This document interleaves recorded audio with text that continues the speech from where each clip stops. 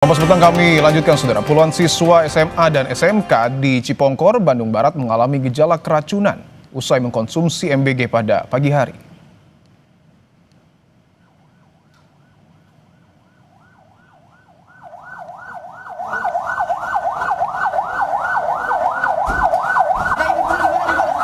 Sejak pukul 11 siang, para siswa dibawa dengan ambulans bersama guru dan orang tua ke GOR Cipongkor untuk penanganan darurat. Sebagian besar siswa mengalami demam, mual, muntah, dan nyeri ulu hati hebat.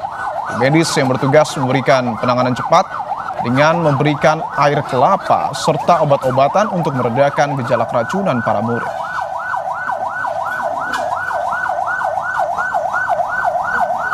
Ya, beberapa waktu lalu.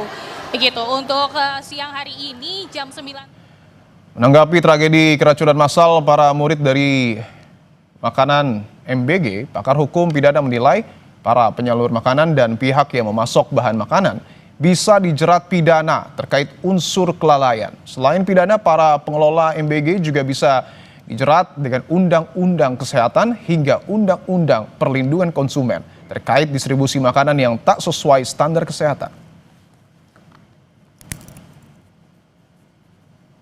Ada beberapa ketentuan pidana yang bisa diterapkan baik kepada penyalur makanan tersebut yang menyediakan makanan atau pihak-pihak yang memberikan masukan terkait dengan bahan-bahan makanan tersebut.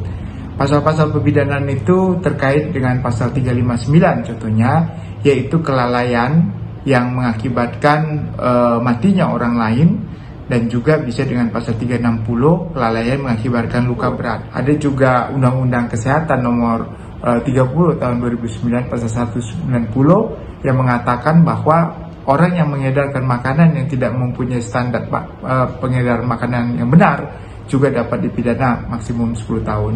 Selain itu juga ada Undang-Undang Perlindungan Konsumen ya yang tahun 899 di mana para orang yang mendistribusikan makanan yang tidak sesuai dengan standar kesehatan maka juga dapat dipidana melakukan suatu perbuatan pidana. Sementara itu, Ketua DPR RI Puan Maharani meminta pemerintah mengevaluasi total terhadap pelaksanaan program MBG pasca kasus keracunan menimpa sejumlah siswa. Menurut Puan, hal itu perlu dilakukan agar tidak ada lagi siswa yang dirugikan dalam program MBG. Ya, harus selalu dilakukan evaluasi untuk bisa ditindaklanjuti untuk bisa pelaksanaannya di lapangan bisa menjadi lebih baik dan jangan sampai kemudian anak-anak yang kemudian dirugikan. Jadi memang tidak mudah untuk melaksanakan hal tersebut karenanya memang pihak-pihak yang terkait harus bisa melakukan evaluasi total. Selama 3 hari berturut-turut, ratusan siswa di Kabupaten Bandung Barat, Jawa Barat alami keracunan MBG. Jumlah ini bukan sekedar angka, namun ada nyawa manusia yang dipertaruhkan. Lalu siapa yang harus bertanggung jawab? Kita bahas bersama Wakil Ketua Komisi 10 DPR RI fraksi PKB lalu Hadrian Irvani dan juga ahli gizi masyarakat Dr. Tan Sotien dan Guru Besar Fakultas Hukum Unsud Profesor Hipnu Nugroho. Bapak-bapak, ibu-ibu, selamat petang semua. Selamat petang. Siap, saya ingin ke Pak Lalu dulu. Pak Lalu, bahwa kita tahu orang tua murid di Kabupaten Bandung Barat akhirnya minta agar program MBG ini dihentikan karena anak-anak mereka sudah kedua kalinya alami keracunan. Tanggapan Anda? Baik, Mas. Jadi pertama yang ingin saya katakan adalah sejatinya program MBG ini adalah program bagus. Niatan Presiden Prabowo adalah agar asupan gizi bagi anak-anak usia sekolah betul-betul terjamin sehingga mereka konsentrasi untuk belajar dan siap untuk menuntut ilmu demi masa depan mereka. Kemudian yang kedua, tentu dengan kejadian hari-hari ini yang terus terjadi, maka kami di Komisi 10 meminta kepada Kementerian Pendidikan Dasar dan Menengah, dalam hal ini Pak Mendikdasman, untuk berkomunikasi dengan Kepala BGN. Jangan sampai hal ini terus terulang. Ya, tentu kami meminta agar proses itu dievaluasi. Artinya prinsipnya adalah MBG ini kan tujuannya sangat mulia dan sangat bagus. Kemudian yang perlu dievaluasi ya tentunya adalah proses-proses di lapangan, mulai dari pembelian bahan baku, kemudian proses persiapan dan pengolahan makanan tersebut di dapur sampai dengan distribusi. Banyak temuan-temuan yang kami dapati di lapangan bahwa ternyata memang betul yang terjadi kadang makanan basi karena mungkin dimasaknya mulai jam 1 maupun jam 2 dini hari. Nah, terkait dengan tuntutan dari para orang tua ya tentu harus diberikan penjelasan baik oleh pihak Badan Gizi Nasional maupun Kementerian Pendidikan Dasar dan Menengah melalui Dinas Pendidikan masing-masing. Ini harus diberikan informasi bahwa program ini memang sebetulnya niatannya itu sangat bagus dan memang ini program bagus. Gitu. Baik, kita sepakat tentu MBG adalah program yang sangat baik untuk meningkatkan nutrisi dan juga gizi anak-anak. Tapi kan orang tua ini meminta Pak untuk di stop terlebih dahulu dan dilakukan evaluasi. Anda dari DPR, Komisi 10 dan fraksi PKB sepakat dengan hal itu? Ya tentu kita bersepakat khusus bagi daerah-daerah yang mengalami keracunan ini loh ya, di sekolah-sekolah yang mengalami keracunan, mohon di stop, mohon dievaluasi dulu, disterilkan dulu ketika nanti sudah benar-benar terjamin bahwa kejadian ini tidak akan terulang kembali, monggo dilanjutkan. Itu. Setuju untuk di stop di beberapa daerah ya. Saya ingin ke Dr. Tan bahwa yang kemudian jadi pernyataan Kepala BGN dan juga pemerintah adalah bahwa ada permasalahan dalam proses memasak khususnya distribusi karena dimasaknya tengah malam, dikirimkannya pagi hari. Analisa Anda apakah hanya faktor itu yang kemudian jadi persoalan atau ada hal lain? Iya, jadi prinsip dasarnya adalah pengelola SPPG itu harus memahami prinsip-prinsip HACCP atau Hazard Analysis and Critical Control Point. Dari bahan makanan ini dibeli, di stok, dimasak, dikemas sampai ke tangan penerima. Jadi jalurnya ini kan panjang banget. Nah, itu gunanya kenapa audit keracunan ini harus kita jalankan supaya kita ketahuan ini yang disebut dengan kontaminasinya ada di mana. Saya melihatnya ini adalah suatu kontaminasi yang diduga karena keracunan ini bisa disebabkan oleh infeksi bakteri seperti misalnya Salmonella, E. coli, Clostridium, Bacillus aureus dan sebagainya. Jadi ini harus betul-betul diperhatikan karena kontaminasi bisa berasal dari orang yang melakukan kegiatan di SPPG itu atau dari bahan makanannya atau ketika bahan makanan ini dalam proses perjalanan atau ketika sedang diterima dan dimakan. Oke, artinya ada dua peluang ya, apakah dari proses pengolahan atau dari bahan makanan. Saya ingin ke sebentar, satu lagi yang lebih penting.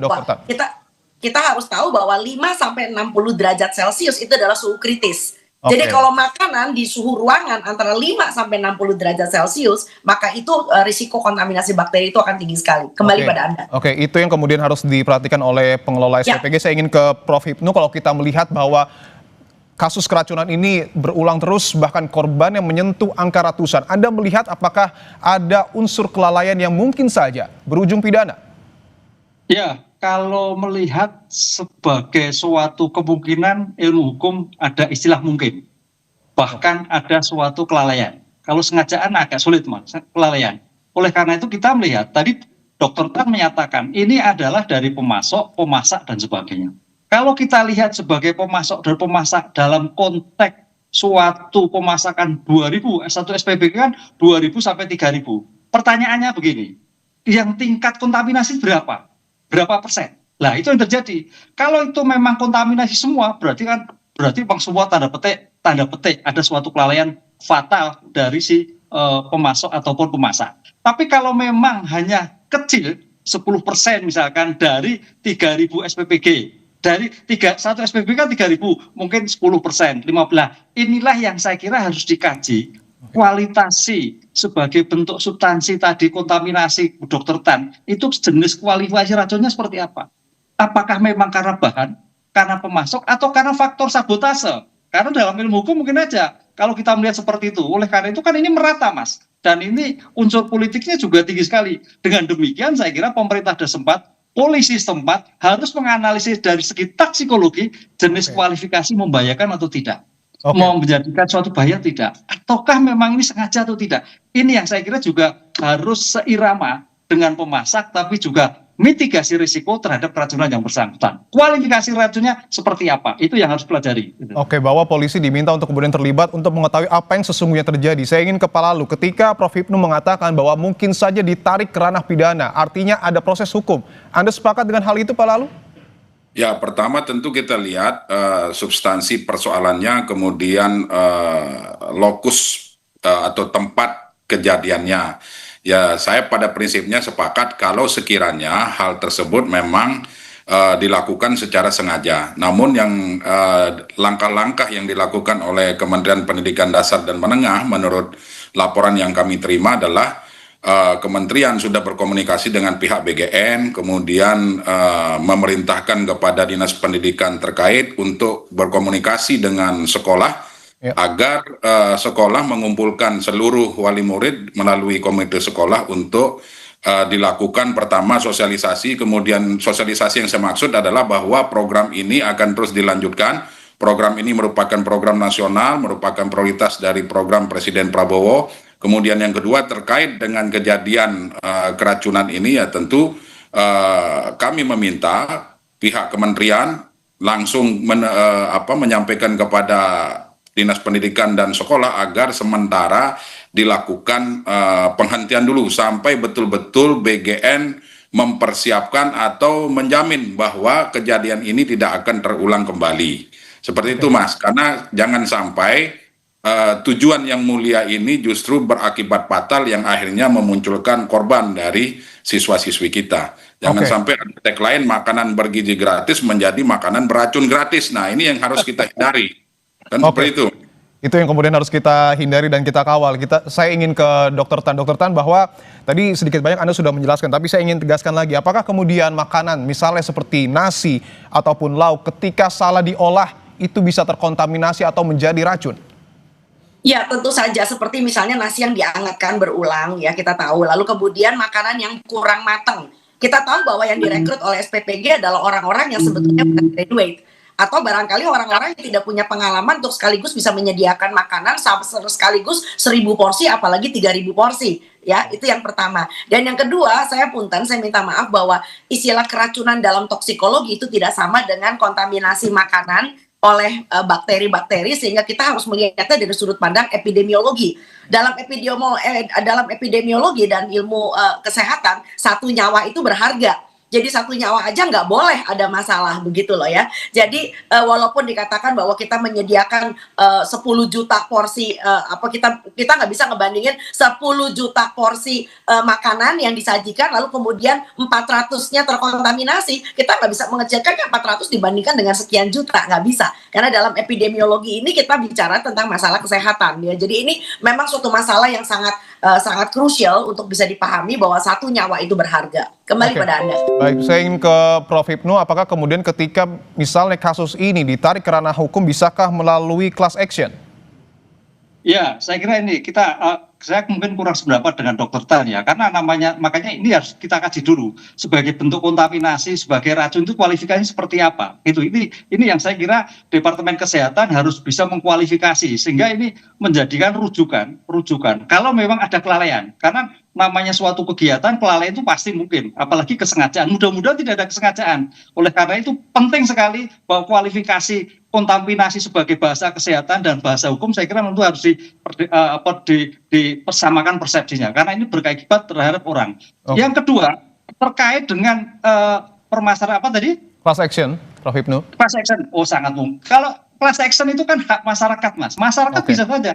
Nggak bisa diturun. Itu hak masyarakat, bisa dilakukan. Oleh karena itu saya kira ini memang perlu mitigasi tersebut, bahwa tadi betul bahasa kontaminasi itu seperti apa, tingkat keracunan jenisnya apa. Jangan membuat racun, tapi kontaminasi seperti ini yang saya kira harus dikaji. Oleh karena itu Polri juga tidak boleh tinggal diam dengan konsep seperti ini, karena faktor-faktor yang terjadi permasalahan itu juga ada faktor-faktor lingkungan dalam arti luas, sehingga kadang-kadang ya kita tidak berpikir negatif. Dimungkinkan ada, karena berbagai faktor kejadian itu seperti muncul ada kesengajaan atau kelalaian. Gitu. Oke, bahwa tadi Prof. Hipnu juga sudah menyinggung MBG ini adalah dalam tanda kutip program politis, betulkah ada sabotase di dalamnya? Kita akan bahas usai jeda, tetaplah di Kompas Petang. Kita lanjutkan dialog terkait dengan keracunan MBG yang terus berulang. Saya ingin ke Pak Lalu. Pak Lalu, bahwa tadi Prof. Hipnu menyebutkan mungkin saja ada sabotase dalam program MBG sehingga kasus keracunan ini sangat massal terjadi. Anda sepakat dengan hal itu? Ya, saya mohon izin Prof dalam posisi berhusnuzon dulu lah. Saya berbaik sangka dulu dengan program ini. Tapi yang namanya kemungkinan bisa saja, yang namanya orang iri, orang dengki dengan program-program yang baik ini ya tentu pasti ada lah, karena masing-masing kita kan memiliki pemikiran yang berbeda-beda. Tetapi yang ingin saya katakan pertama adalah tentu dengan kejadian-kejadian keracunan ini kami berharap BGN untuk melakukan evaluasi dan pembenahan di internal mereka.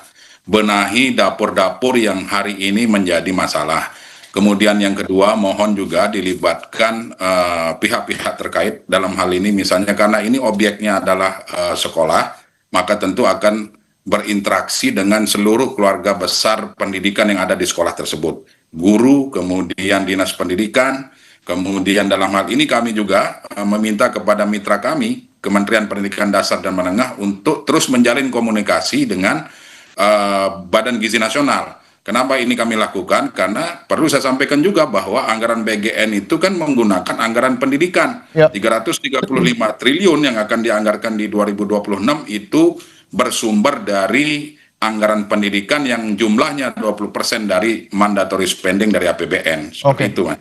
Oke, saya ingin ke Dr. Tan bahwa bagaimana kemudian caranya agar kasus keracunan MBG ini tidak kembali terulang, Dok? Karena kita tahu juga sebenarnya di SPPG sudah ada ahli gizi. Langkah apa yang kemudian harus dilakukan? Ya, jadi yang paling penting adalah kita menelusuri dulu. Sebelum kita bicara tentang narasi sabotase, ada segala macam, ada orang yang pengen curangin, telusuri dulu, ini penyebabnya dari mana kontaminasi ini. Sebab kalau kita pikirkan, kita pernah punya pengalaman di awal abad 20, ada orang bernama tukang masak, namanya Mary Malone. Dia juru masak untuk orang-orang kaya di New York City. Dan ternyata semua tempat yang pernah dia masakin itu menderita penyakit tipes ya. Setelah dicari sumber airnya nggak ada masalah ini, ternyata dia penyebar tipesnya ya. Kita pernah tahu bahwa dari kemarin ketika kita bicara bersama dengan wakil dari KPAI, ternyata ada dapur-dapur SPPG yang memang tidak menjalankan standar SOP tentang higienik. Jadi hygiene itu misalnya menggunakan topi, lalu kemudian mencuci tangan, menggunakan sarung tangan, menggunakan apron, itu ada SPPG yang tidak melakukan itu. Jadi kita bisa mengatakan bahwa ini juga bisa jadi kontaminasi silang dari orang yang handling makanan itu sendiri. Jadi sekali lagi perlu ditelusuri sampai ujung pangkalnya. Jangan kita mengembangkan dulu cerita-cerita yang barangkali merupakan suspek dan menjadi suspense issue nantinya. Kembali pada Anda. Oke, saya ingin lanjutkan pernyataan Dr. Tan ke Prof. Hipnu bahwa berdasarkan pernyataan dari Bupati Bandung Barat mengatakan ada 85 SPPG atau dapur MBG yang belum memiliki sertifikat layak higienis dan sanitasi. Bisakah ini disebut sebagai sebuah kelalaian ketika SPPG sudah beroperasi? Ya, ini saya kira seperti Dr. Tan tadi, evaluasi total bahwa terkait dengan sertifikasi pemasak, sertifikasi pemasok, sertifikasi alat-alat yang digunakan itu harus steril.